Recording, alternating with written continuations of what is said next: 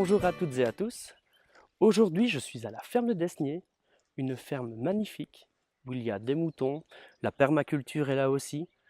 On va aller voir Jean-Cédric et Michael qui vont nous expliquer ce qu'ils font. Je vous laisse regarder. Bonjour Michael, Bonjour Ludo. je viens aujourd'hui pour qu'on explique la ferme de Haute-Desnier.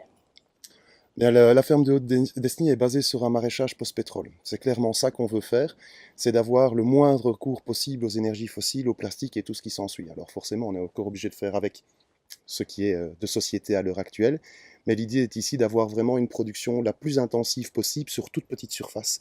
Donc on va travailler avec énormément d'associations de cultures, des rétrécissements des espaces entre les plants également. Donner un petit exemple, on a aussi semé l'année passée, et cette année c'est déjà le cas aussi, 24 lignes de légumes sur une planche de 80 cm, avec 12 rangs de carottes et puis 12 rangs de radis par-dessus.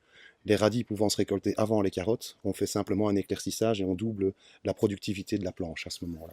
Donc c'est vraiment l'objectif de la ferme, c'est de proposer un maraîchage tourné vers une autre approche, totalement différente de ce que la plupart des maraîchers encore font à l'heure actuelle, puisqu'on travaille encore au motoculteur dans la plupart des endroits. Donc nous ici, ce qu'on veut, c'est rétrécir au maximum les parcelles pour faciliter aussi l'accès à la terre à des petites surfaces et de pouvoir donner des modèles qui fonctionnent très très bien et qui sont adaptables aussi bien pour le professionnel que pour le maraîcher amateur ou la personne qui aime juste faire son potager. Ce sont tous des petits trucs qui peuvent se réutiliser au fur et à mesure. J'apprécie de dire qu'ici, on essaye d'avoir une boîte à outils énormément fournie dans laquelle chacun des visiteurs peut venir pêcher l'information qui l'intéresse, l'outil qui l'intéresse et repartir avec.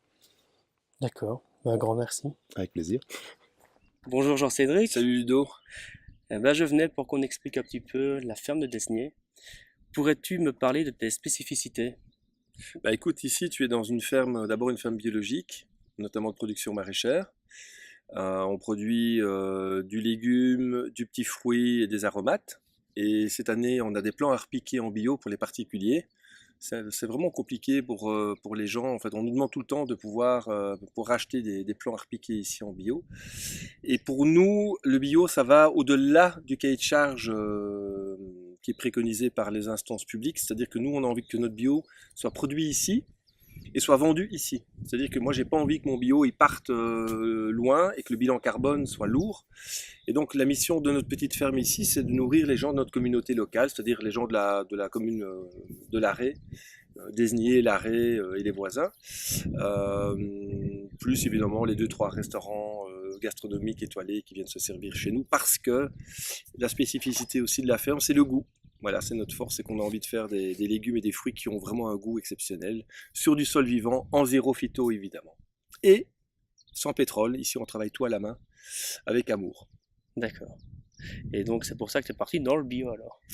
Mais le bio, ça fait plus de 20 ans, 25 ans que moi je mange bio. Je vois pas pourquoi. D'abord, je mangerai moi-même d'abord des pesticides dont on sait où ça nous mène en termes de santé publique, de maladies. Et puis moi, j'ai envie simplement de nourrir les gens correctement avec des aliments qui soient non seulement sans pesticides évidemment, qui respectent les écosystèmes, c'est-à-dire la nature, l'eau, l'air, le sol, et puis qui soient des aliments complets, c'est-à-dire avec des vitamines, des enzymes, des minéraux, des oligo-éléments.